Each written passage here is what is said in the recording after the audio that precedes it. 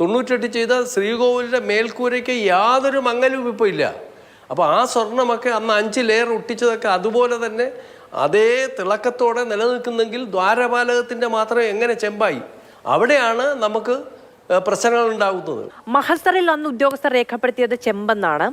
ഉണ്ണികൃഷ്ണൻ പോറ്റി ഇപ്പോൾ പറയുന്നത് ഞാൻ ചെമ്പാണ് കൊണ്ടുപോയത് എന്നാണ്. മുൻ ദേവസ്വം ബോർഡ് പ്രസിഡന്റ് ചെമ്പാണ് എന്ന് പറയുന്നു. അപ്പൊ ഇങ്ങനെ ആധികാരികമായ രേഖകളും ആധികാരികമായത് പറയേണ്ട ആളുകളും എല്ലാം ചെമ്പ് എന്ന് പറയുന്ന ഇടത്ത് ഇനി ഏത് അന്വേഷണത്തിലാണ് സ്വർണം എന്ന് തെളിയുക? ഇതിപ്പോൾ 99 രജിസ്റ്ററിൻ്റെ എൻട്രിയാണ് ആധികാരിക രേഖയായിട്ട് എടുക്കേണ്ടത്. ആ എൻട്രി 30.3 കിലോ സ്വർണം തന്നെ അതിൽ എൻട്രി ഉണ്ട്. അങ്ങനെ അത് ഇപ്പോൾ ചെമ്പായിട്ടുണ്ടെങ്കിൽ തീർച്ചയായിട്ടും മോഷണത്തിനാണ് കേസെടുക്കേണ്ടത്. കാരണം അങ്ങനെയാണെന്ന് ആ രജിസ്റ്റർ ഉൾപ്പെടെ മോഷ്ടിച്ചിട്ടുണ്ടാവും. അപ്പോൾ അതാണ് നമ്മൾ അന്വേഷണത്തിൽ കൊണ്ടുപോകുന്നത്. ഈ ശ്രീകോവിലിൻ്റെ മുമ്പിൽ ഒരു പാളിയൊന്നും അല്ല ഇട്ടത്. കാരണം ഇത് ഗോൾഡ് പിന്നെ പേപ്പറിൻ്റെ കനത്തിലാക്കിയിട്ട് മെർക്കൂറിക് പ്രോസസ്സാണ്. 5 ലെയർ 7 ലെയറൊക്കെ ആണ് അതിൻ്റെ പരിതസ്ഥിതിക്ക് അനുസരണമാണ് ഒട്ടിക്കുന്നത്. അപ്പോൾ മേൽക്കൂരയിൽ 5 ലെയറും അതിൻ്റെ ദ്വാരപാല വിഗ്രഹങ്ങളിൽ 7 ലെയറുമാണ് ഒട്ടിച്ചത്. അപ്പം നമ്മുടെ കൊടിമരത്തിന് പോലും ഒരുപാട് കെറുവൊക്കെ ഉണ്ട്. ആ കൊടിമരത്തിൻ്റെ പ്രോസസ്സിങ് പോലും ഇങ്ങനെയാണ്. 9 കിലോ സ്വർണ്ണമൊക്കെ ആ ഒരു കൊടിമരത്തിന്. അപ്പോൾ ഈ പ്രോസസ്സിൽ എടുക്കുന്ന സ്വർണം കൂടുതലാവും. മറിച്ച് പൂശാനായിട്ട് ഇതിൻ്റെ 10-1 സ്വർണം മതി.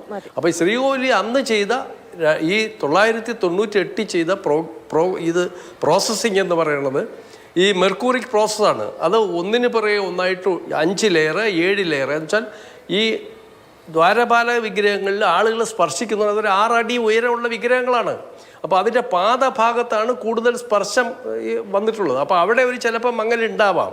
മേളിലോട്ട് യാതൊന്നും ബാധിക്കാൻ വഴിയില്ല. മാത്രമല്ല അന്ന് ചെയ്ത 98 ചെയ്ത ശ്രീകോവിലിൻ്റെ മേൽക്കൂരയ്ക്ക് യാതൊരു മങ്ങലും ഇപ്പോൾ ഇല്ല. അപ്പോൾ ആ സ്വർണ്ണമൊക്കെ അന്ന് 5 ലെയർ ഒട്ടിച്ചതൊക്കെ അതുപോലെ തന്നെ അതേ തിളക്കത്തോടെ നിലനിൽക്കുന്നെങ്കിൽ ദ്വാരപാലകത്തിൻ്റെ മാത്രം എങ്ങനെ ചെമ്പായി? അവിടെയാണ് നമുക്ക് പ്രശ്നങ്ങൾ ഉണ്ടാകുന്നത്. ഒന്ന്, ഇതിൻ്റെ ചട്ടങ്ങൾ ലംഘിച്ച് ഇത് കൊണ്ടുപോയത്. അത് ഈ 2018 കൊണ്ടുപോയി 25 കൊണ്ടു. പക്ഷേ ഈ 2 പ്രസിഡന്റുമാരുടെ ഇടയ്ക്ക് ഒരു പ്രസിഡന്റ് ഉണ്ടായിരുന്നു. അന്ന് ഗുരുതരമായ ഒരു ചോർച്ചയുണ്ടായി. അന്നത് അവിടെ വെച്ച് തന്നെ പരിഹരിക്കുകയുണ്ടായി. അപ്പോൾ അതാ ചെയ്യാം. അപ്പോൾ ഇവിടെ ഈ എടുത്തുകൊണ്ട് പോയതും മഹസറിൽ ചെമ്പായതുമൊക്കെ വളരെ എന്നുവെച്ചാൽ ആശയക്കുഴപ്പം സൃഷ്ടിക്കുന്ന ദുരൂഹമായ കാര്യങ്ങളാണ്. ഈ 99 നമ്മുടെ രേഖകളിൽ ശബരിമലയുള്ള തിരുവാഭരണം രജിസ്റ്ററിൽ വളരെ വ്യക്തതയോടുകൂടി ആ സ്തൂപിക എന്ന് വെച്ചാൽ അതിൻ്റെ താഴികക്കുടം വരെ ഒട്ടിപ്പാണ്. അപ്പം ഈ ഇലക്ട്രോണിക് പ്രോസസ്സിനുള്ള സംവിധാനം പിന്നെ അവിടെ ഇല്ല. ഈ മെർക്കൂറി പ്രോസസ്സ് ചെയ്യുന്നിടത്ത് ഇലക്ട്രോണിക് പ്രോസസ്സ് ചേർത്ത് ചെയ്യാൻ പറ്റില്ല. അപ്പോൾ അതാണ് പറഞ്ഞത്, ഈ മെർക്കൂറി പ്രോസസ്സ് ചെയ്തിരുന്ന ഈ പിന്നെ ദ്വാരപാല വിഗ്രഹങ്ങളിൽ ചെമ്പ് പൂശാൻ പറ്റില്ല. കാരണം അത് എക്സ്ട്രാക്ട് ചെയ്ത് എടുക്കണമെങ്കിൽ അത് ആസിഡിക് പ്രോസസ്സിലൂടെ എക്സ്ട്രാക്ട് ചെയ്തെടുത്തേ പൂശാനൊക്കൂ.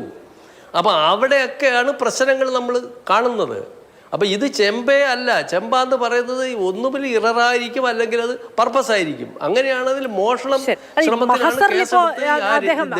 പറഞ്ഞതുപോലെ തെറ്റായിട്ടോ അല്ലെങ്കിൽ സൂക്ഷ്മതയില്ലാതെ രേഖപ്പെടുത്തി എന്ന് പറയാം. പക്ഷെ ഇപ്പോൾ ആധികാരികമായി പറയേണ്ട അന്നത്തെ ദേവസ്വം ബോർഡ് പ്രസിഡന്റ് അടക്കം ചെമ്പാണ്, ചെമ്പ് തെളിഞ്ഞതാണ് എന്ന് ആവർത്തിച്ചു പറയുന്നതോ? അത് പറഞ്ഞത് ശരിയല്ല. കാരണം 98, 99 ഇത് വളരെ നമ്മൾ സ്വീകരിക്കുമ്പോൾ വളരെ വ്യക്തതയോടുകൂടി അന്ന് 4-ാം നമ്പർ രജിസ്റ്ററിൽ എൻട്രി ഉണ്ടാവും. ആ രജിസ്റ്റർ ഇല്ലെങ്കിൽ ആ രജിസ്റ്റർ ഉൾപ്പെടെ ഈ തെഫ്റ്റിന്റെ ഭാഗമായിട്ട് പോയിട്ടുണ്ടാവും. അപ്പൊ എന്തായാലും അതിനൊന്നും യാതൊരു സംശയങ്ങളുമില്ല. ദ്വാരപാല വിഗ്രഹങ്ങളിലെ ചെമ്പാകാൻ യാതൊരു വഴിയുമില്ല. ചിലപ്പോൾ ഈ ആളുകൾ നാണയം എറിയുന്നതുകൊണ്ടോ തൊഴാൻ ഉൾക്കുള്ള ആളുകൾ ഡ്യൂട്ടി ജീവനക്കാരോ ശാന്തിക്കാരോ അകത്തേക്ക് പോകാൻ പാദത്തിൽ ഈ 2 സൈഡിലുള്ള ദ്വാരപാല വിഗ്രഹങ്ങൾക്ക് ഒരു 6 അടിയൊക്കെ ഉയരമുണ്ട്. അതിൻ്റെ പാദങ്ങളിൽ സ്പർശിക്കുകയോ വല്ലതും ചെയ്ത് വിരൽ സ്പർശം കൊണ്ട് വല്ലതും അതിൻ്റെ മങ്ങിയാൽ ഒരു സാധ്യതയുമില്ല എന്ന് തന്നെയാണ് പറയുന്നത്. അത് ഒരു സാധ്യത നമുക്കൊക്കെ വലിയ അത്ഭുതമായിട്ടാണ് തോന്നുന്നത്. അത് ചെമ്പാന്ന് പറഞ്ഞാൽ ഞാൻ അങ്ങനെയൊക്കെ വരാം. ഒരിക്കലും ചെമ്പാവാൻ യാതൊരു സാധ്യതയില്ല. കാരണം പറയൂ പൂർത്തീകരിക്കൂ. അപ്പം ഞാൻ പറയുന്നത് അപ്പം നമ്മുടെ രേഖകൾ അഥവാ നമ്മുടെ തിരുവാഭരണം രജിസ്റ്റർ അവിടെ ഇല്ലെങ്കിൽ അതുൾപ്പെടെ പോയതിനെ പറ്റി അത് വളരെ ശക്തമായ പോലീസ് നടപടികളാണ് ഉണ്ടാവേണ്ടത്. ഈ ക്ഷേത്ര മോഷണത്തിൽ എന്ത് നടപടികൾ എടുക്കുമോ അതുപോലുള്ള നടപടികളാണ് എടുക്കേണ്ടതെന്നാണ് എൻ്റെ അഭിപ്രായം.